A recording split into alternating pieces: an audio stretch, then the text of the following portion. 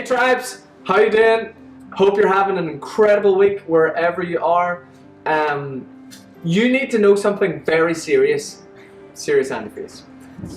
This Sunday is the last Sunday you can pick up your hamper box. So if you have not signed up yet, get your finger out and go sign up and pick up your hamper box this Sunday. And then next Sunday we're going to bring them, and then we'll be giving them away to the charities. If you have signed up for a hamper, go back and sign up for another one. You can't be too generous at Christmas time. Speaking of boxes, we've been talking for the past 2 Sundays about this idea of God in a box. The empty box represents God not being in a box. So let's get rid of the box. Sorry for the shaky thing there. We've had an incredible couple of weeks. It's been amazing having Dennis with us 2 Sundays ago.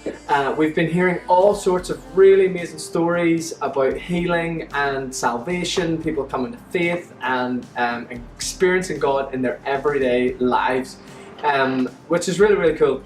So we would love you to tonight spend some time talking about this idea of how big or small is your God. That might seem like a hugely conceptual idea, but basically what we've been talking about for the last 2 Sundays is so often our experience of God is limited to our thinking, our mindset, what we've seen or experienced or grown up around.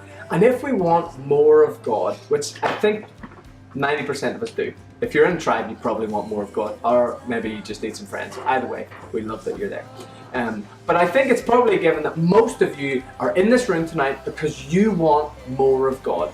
And one of the most limiting things in our relationship with God and joining in with what He's doing in the world is whenever we have like massive parts of our lives where we think, oh well, God would never do that, or God could never do that, or God would never do that with me. And what we do is we just shrink down in our minds what we think is possible, what we think is okay, and all that kind of stuff. So in a really safe environment like tonight, like Tribes, we would love you to talk about how you're doing or how you've done through this series looking at the book of Acts, and where you feel like your life is with regard to the activity of God that we read about in this story. We've only 1 more week in Acts, and the next Tribe will be done with Acts. So this is our last time to reflect on this entire book.